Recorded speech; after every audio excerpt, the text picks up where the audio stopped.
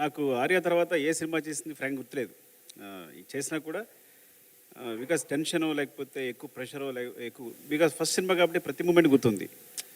So పేరు పేరున చెప్పాలి, మిస్ అయిపోవచ్చు, సరిగా చెప్పలేను మన టెన్షను. బికాజ్ ఎక్కడ కన్క్లూడ్ చేసుకుందాం అనుకున్నా ఒక వేలో వెళ్దాం అనుకున్నా సరే చాలా కష్టంగా ఉంది. సో అంత టఫ్ సిచ్యుయేషన్ ఇప్పుడు నాకు.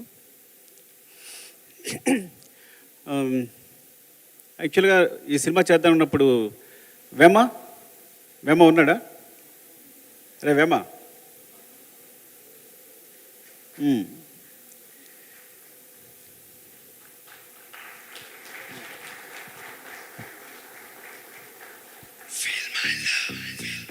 ఇద్దరు స్టార్ట్ చేసాం రాయడం వేమ, ఇది 'ఆర్య' అనే స్క్రిప్ట్.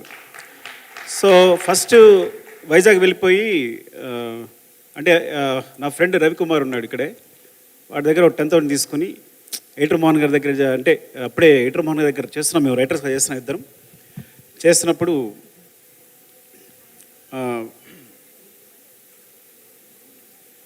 కంటిన్యూ ఎడిటర్ మోహన్ గారి దగ్గర చేస్తున్నప్పుడు సరే ఇంకా వదిలేసి మనం డైరెక్ట్ చేద్దామని చెప్పి నా ఫ్రెండ్ రవికుమార్ దగ్గర ఒక 10,000 తీసుకుని మేము వైజాగ్ వెళ్ళిపోయాం. హరిప్రసాద్ అని ఉన్నాడు, వాళ్ళ ఇంట్లో కూర్చుని ఇద్దరం స్క్రిప్ట్ రాయడం మొదలుపెట్టాం. అలా స్టార్ట్ అయింది దీనికి నాంది స్క్రిప్ట్. తర్వాత మళ్ళీ వచ్చిన ప్రకాష్ అని ఇంకో ఫ్రెండ్ ఉన్నాడు నాకు, తనతో డిస్కస్ చేసి we start the journey like that. And thank యూరా, ఇప్పటివరకు అసలు ఈడు దొంగ వాయి చేత కష్టపడి రాయించారు ఈడి చేత. అంటే నిజంగా ఈడు కనుక పెన్ను పెట్టి రాస్తే ఇప్పుడు ఇండస్ట్రీలో ఎవ్వరు సరిపోరు. అంటే లేజీ బద్దకిస్ట్ ఇంటెలిజెంట్ అనమాట వీడు. సరే వీడు సందర్భం వచ్చినప్పుడు చెప్తాం కదా ఎప్పుడైనా వీడి సినిమా అయినప్పుడు. అండ్ అలా స్టార్ట్ అయింది. తర్వాత నేను రాజుగారికి మాంటేజ్ చెప్పడం, సినిమా చేయాలనుకోవడం. రాజుగారి నిజాయితీ ఏంటంటే సినిమా చేద్దాం, ఢిల్లీ హిట్ అయితే కేవలం నా సిన్సియరిటీ, ఒక్క మాంటేజ్ అంతే. ఆయన కూడా ఒక మాంటేజ్తో అద్దరిపోయిందని చెప్పి ఆ మాంటేజ్ కోసం కూర్చుని సినిమా చేద్దామని. ఢిల్లీ సినిమా హిట్ అయిన తర్వాత నాకు ఫోన్ చేసి రా సినిమా చేద్దామని. అక్కడ కూడా విచిత్రం జరిగింది. సినిమా చేద్దాం వెంటనే ఒక స్క్రిప్ట్ ఇచ్చారు నాకు, అదొక రీమేక్ మూవీ. అంటే అప్పుడే అసినేటర్ కదా, కొంచెం పొగరగా ఉంటాం మనం, ఇప్పుడే వచ్చామని చెప్పి ఆ స్క్రిప్ట్ వెనక్కి చూశాను, నేను చేయను రీమేక్ అని. మరి అయితే కథ చెప్పు అన్నారు. మీకు మాంటేజ్ చెప్పాను కదా, ఆ మాంటేజ్ నా కథ చెప్తాను మీకు అని. సరే చెప్పు అన్నారు. చెప్పాను. అదొక విచిత్రం కదా, ఇట్స్ అ లాంగ్ స్టోరీ, చాలా అందరు ఇన్వాల్వ్ అయి ఉంటారు అందులో. సో అట్లా సరే మనం వెళ్ళిపోదాం సినిమాకని. అదే ఆ ధైర్యం, ఫస్ట్ ఆఫ్ ఆల్ అంత ధైర్యంతో ముందుకు వచ్చి ఒక కొత్త సినిమాని, ఇప్పుడంటే కొత్త డైరెక్టర్స్ అందరికి కూడా చాలా అవకాశాలు వస్తున్నాయి. అప్పుడు కొత్త డైరెక్టర్ని ఎవరిని ప్రోత్సహించేవాళ్ళు లేరు, సినిమా ఇచ్చేవాళ్ళు లేరు. అలాంటి సందర్భంలో అయినా ఒక కొత్త డైరెక్టర్తో అంత గట్స్తో ఒక సినిమా చేయాలనుకోవడం చాలా గొప్ప విషయం. చాలా తక్కువ మంది డైరెక్టర్స్, చాలా తక్కువ మంది, ఎక్కడో కానీ ఛాన్స్ వచ్చేది కాదు.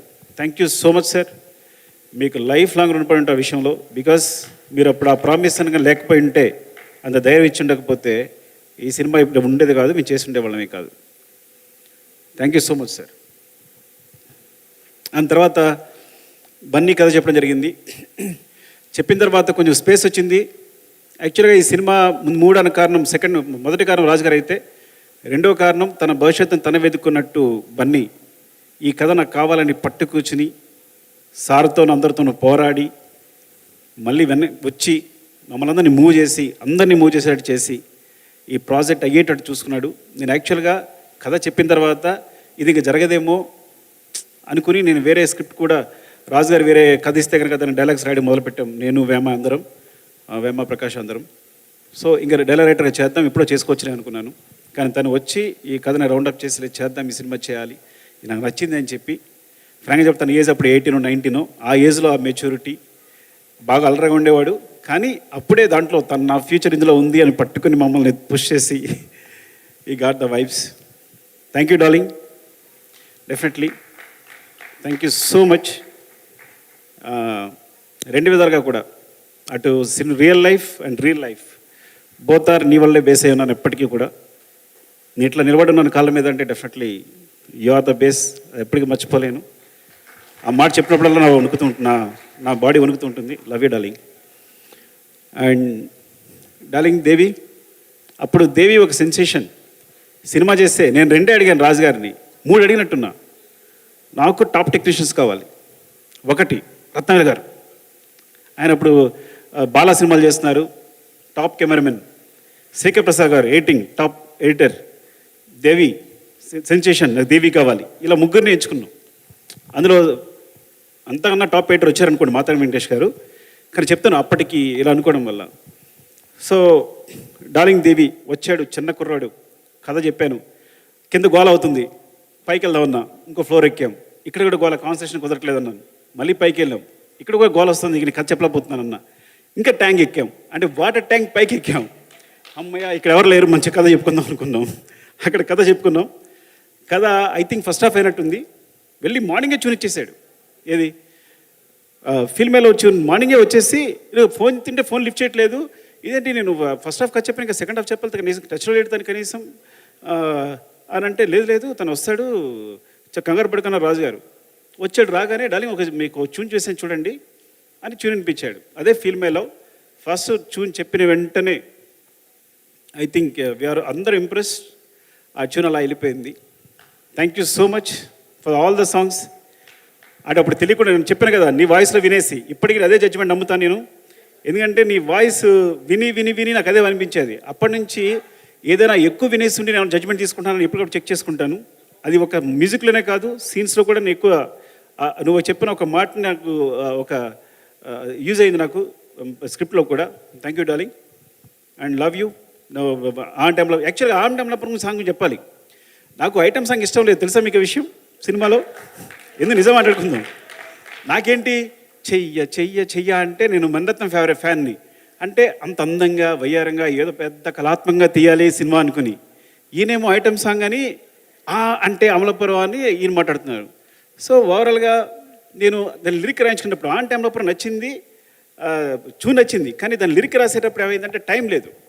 వేటు గారి దగ్గర పంపించినప్పుడు అన్నీ అందులో వేరే వేరే పదాలు వచ్చేస్తే ఇంకా రాజుగారితో గొడవ పడ్డాను నేను. నాకు నా సినిమా ఇది కాదు, ఈ కాదు. అల్లువారి పిల్లగాడ ఏంటి, అల్లువారి పిల్లగాడ అంటే నా స్టూడెంట్, నా హీరో ఆర్య, అల్లువారి అబ్బాయి కాదు. సో ఇట్లా అంటే ఆర్య వచ్చి హీరోయిన్ ఎత్తుకోవాలి, కానీ అరవింద్ గారి అబ్బాయి ఈజీగా కొట్టేస్తాడు హీరోయిన్ని. అమ్మాయి వెంటనే పడిపోద్ది, ఆయనకి చాలా డబ్బులు ఉన్నాయి. నా ఆర్య పూరు పాపడి బైక్ కూడా లేదు, సైకిల్ మీద వెళ్తుంటాడు అని. అది శంకర్ మాస్టర్ కూడా కారులో ఇప్పుడు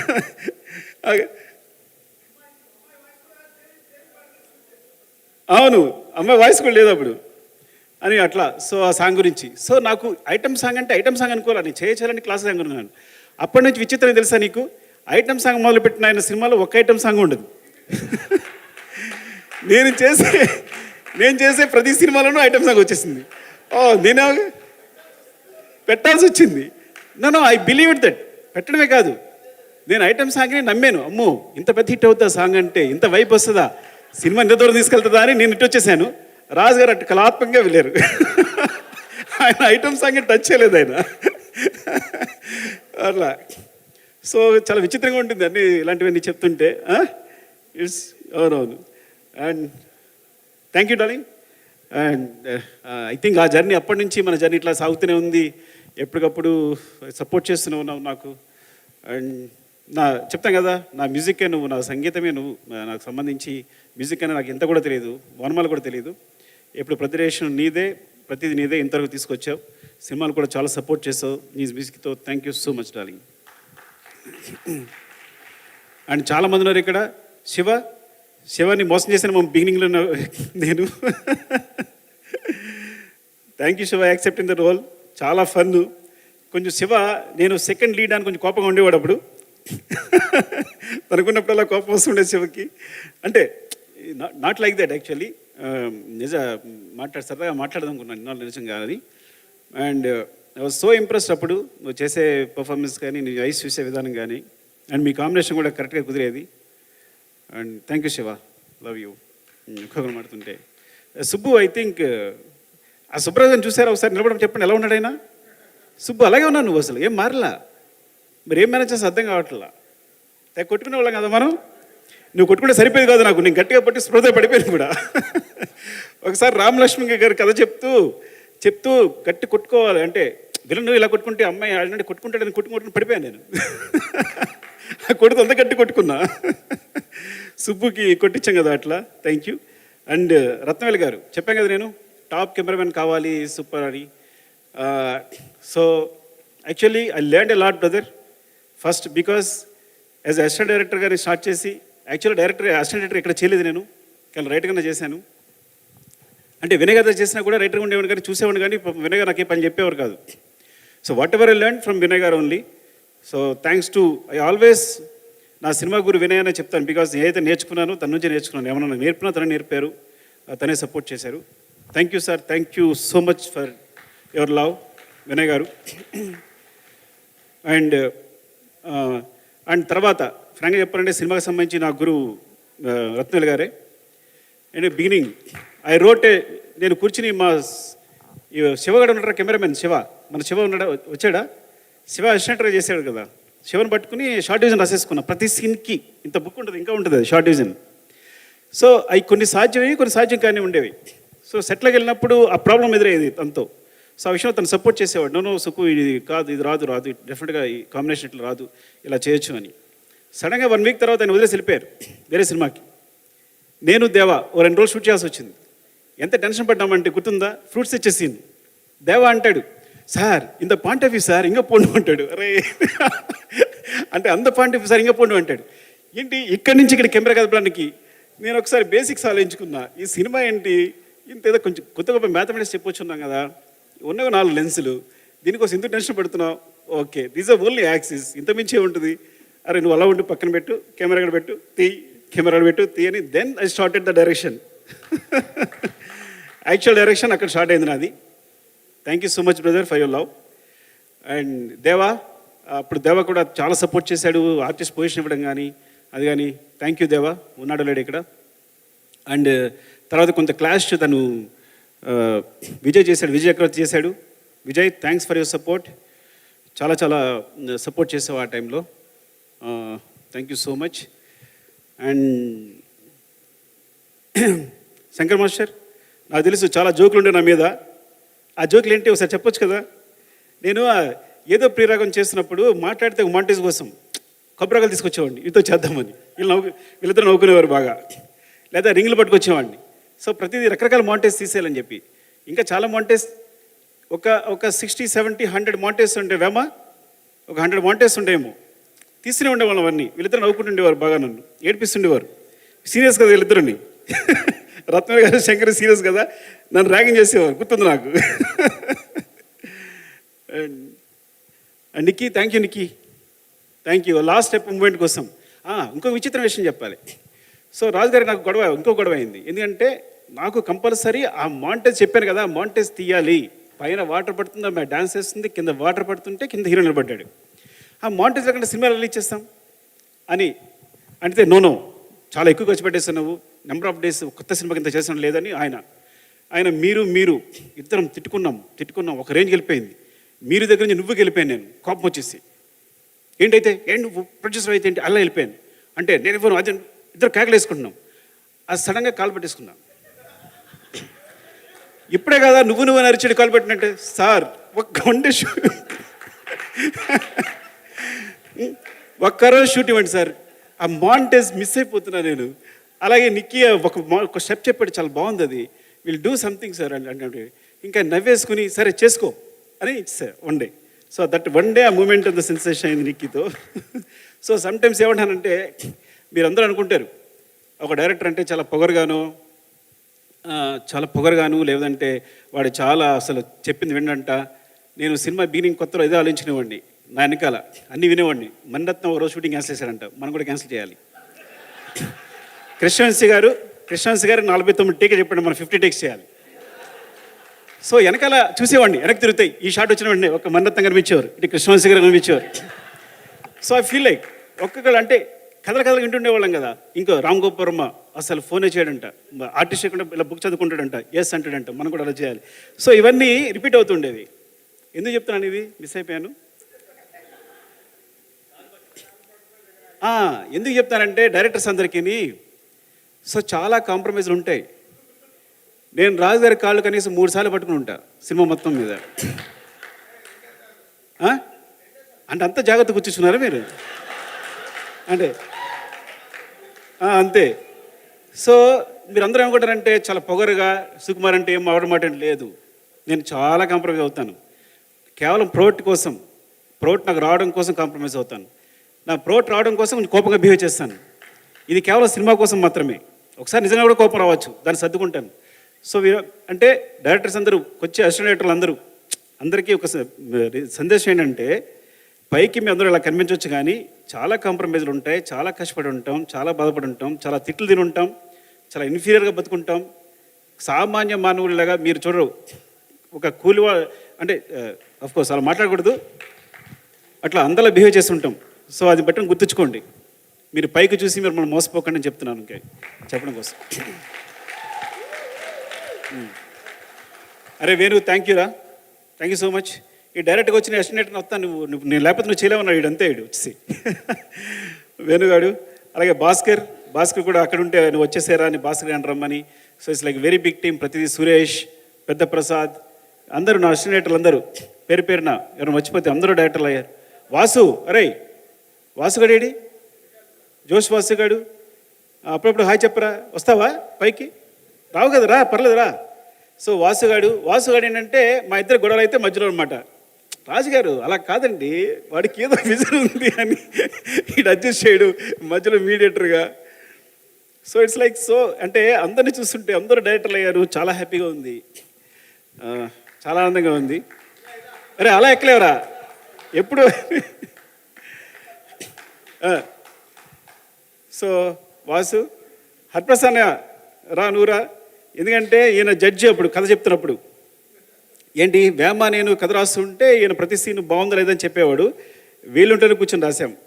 రవి ఉన్నాడా?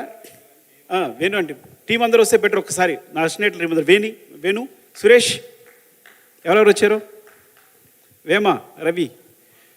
సో పేరున చెప్పాలంటే అక్కడ మిస్ అయిపోతే అభినయ, థ్యాంక్ యూ సో మచ్. నువ్వు డాన్స్ చేసే వరకు నేను నమ్మలేదు, నాకు తెలుసు నువ్వు కోపం చూసావు ముందు నన్ను కదా, ఇప్పుడే కోపం ఉంది నీకు. నేను వేరే పెద్ద హీరోని ఊహించుకున్నా. రాజు గారు అమ్మాయికి బిజినెస్ క్లాస్ టికెట్ వేయాలని చెప్పి ఆప్ చేశారు అమ్మాయిని. తెలుసులేండి మాకు. సీరియస్గా డార్లింగ్, నేను ఒక పెద్ద హీరోయిన్ని ఊహించుకుంటే ఆయన బిజినెస్ క్లాస్ టికెట్ కోసం అమ్మాయిని క్యాన్సిల్ చేశారు. కానీ అంతకన్నా పుష్పక విమానంలో ఈ అమ్మాయి వచ్చింది. She so beautiful. వచ్చాక ఒక మూమెంటేగా నాకు అర్థమైంది, కళ్ళు తిరిగిపోయాయి. నాకు కావాల్సింది టాలెంట్ అని, అంత అద్భుతంగా చేసింది. ఇప్పుడు నువ్వు డాన్స్ చేస్తుంటే ఆయన ఎంత ముచ్చడిపోతున్నావు బన్నీ గారు, యూ నో దట్. సో ఇప్పటికి కూడా అదే గ్రేస్ ఉంది. ఎంత అద్భుతం చేసావంటే thank you so much. And sir, Aravind sir, నేను చెప్తాను కదా, ఎవరిని నాకు బిగినింగ్లో తెలిసేది కాదు, లెక్చర్గా చేసి వచ్చాను. నాకు 2000 మంది students, exaggeration maybe 1000 or 1500 what ever. 1500 ఉంటారా బుచ్చి? ఉంటారు కాలేజీలో, మన కాలేజీలో ఈజీగా ఉంటారు. లాంగ్ టర్మ్ వాళ్ళు అందరూ పొద్దున్న లేస్తే అక్కడ నిలబడితే వస్తే అందరు good morning sir, good morning sir, good morning sir అండి. ఇక్కడ నేను వస్తే సూట్ కేసు మోయాలి, అందరికి గుడ్ మార్నింగ్ చెప్పాలి. సో అయినా సరే ఆ లెక్చర్ బుద్ధి పోలా. ఒకసారి నేను సెట్లో కూర్చున్నాను, షూటింగ్ చేస్తున్నాను. అరవింద్ గారు వచ్చారు. ఆయన ఎంత తీసుకుంటారు, వచ్చారు. నేను రిలైజ్ అవ్వాలా, రత్న గారు ఇలా గోకుతున్నారు, కాల్తీ అని. అంటే నేను కాలు మీద కాలేసుకున్నారు అనమాట. అరవింద్ గారు ఎదురుకుండా, sir I'm very sorry for that.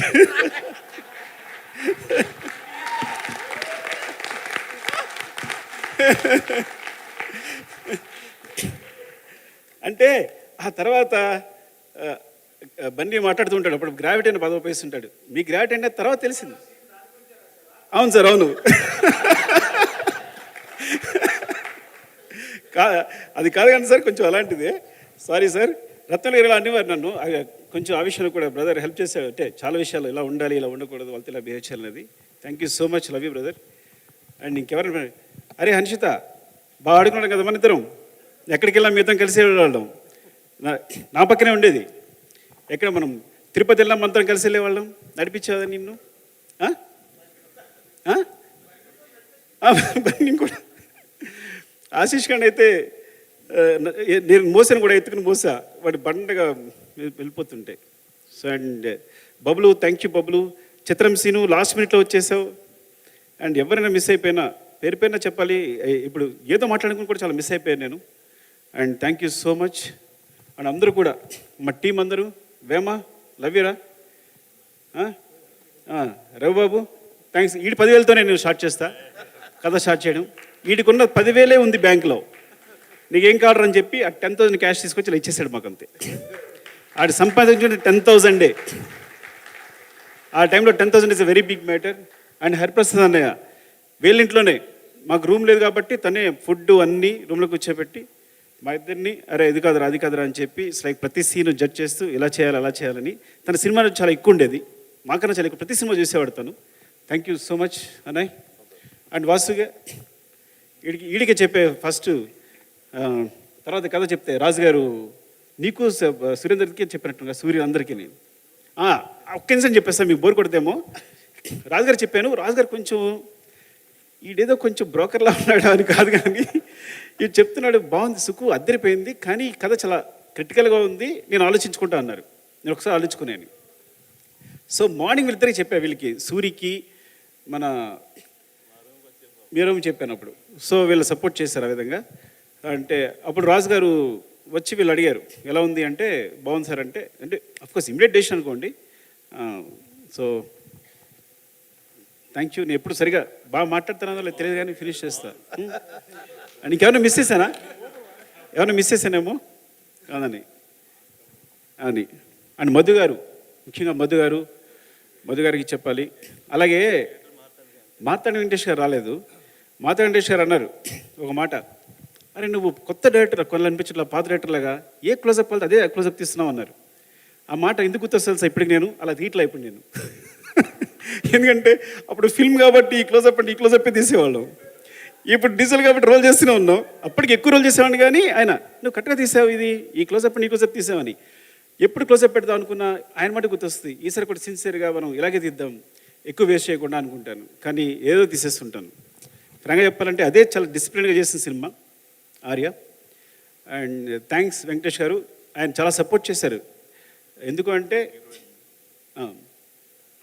ఒక సినిమా చూసి రాజు గారు అది ఎలా ఉంది అంటే నా ఒక 1 వీక్ ఎడిట్ చూసి నువ్వు మర్చిపోయి సినిమా సూపర్ హిట్, ఈ కుర్రాడు చాలా బాధ చేస్తాడు అని చెప్పి చాలా ధైర్యం చెప్పారు.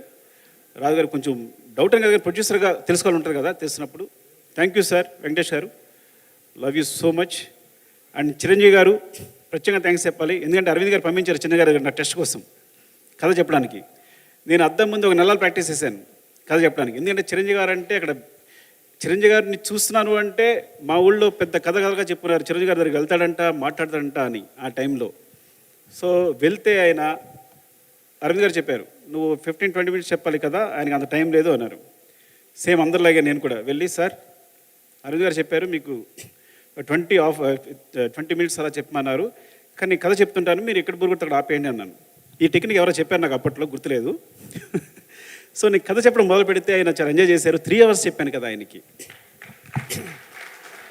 3 అవర్స్ చెప్పాను. నేను ఎంత షాక్ అయ్యానంటే మెగాస్టార్ మీరు ఊహించారు, ఆయన కథ చెప్పడం కోసం నెలలు అద్దం ముందు ప్రాక్టీస్ చేస్తుంటాను, ఎగ్జాగరేషన్ లేదు అంతకన్నా ఎక్కువ చేస్తుంటాను. ఆయన కళ్ళ ముందుకు వచ్చినప్పుడు ఆయన కళ్ళు చూసి చెప్పారని చెప్పి నేను నా అద్దాన్ని చూసుకుంటాను, ఊహించుకుంటున్నా. ఆయన ఫేస్లో ఎప్పుడు చూడలే, నేను చూడకుండా చెప్పేశాను. నేను తర్వాత నేను ఇలా అంటుంటే టీ గ్లాస్ వెళ్ళిపోతాను, టీ గ్లాస్ పక్కన పెట్టేవారు. ఇప్పటికీ గుర్తు ఒక ఎలిఫెంట్ బొమ్మ ఉండేది అక్కడ, ఇలా అంటుంటే పడిపోతే నేను పట్టుకున్నారు. సో ఇట్లా అప్పుడు అరవింద్ సార్ ఫోన్ చేసి అరవింద్ చాలా బాగా చెప్పాడు ఎప్పుడంటే అటు నుంచి నాకు వాయిస్ అనిపడగా నాకు అర్థమవుతుంది, తీగలడంటారా అనేది వచ్చినట్టుంది వాయిస్ సార్ మీరు.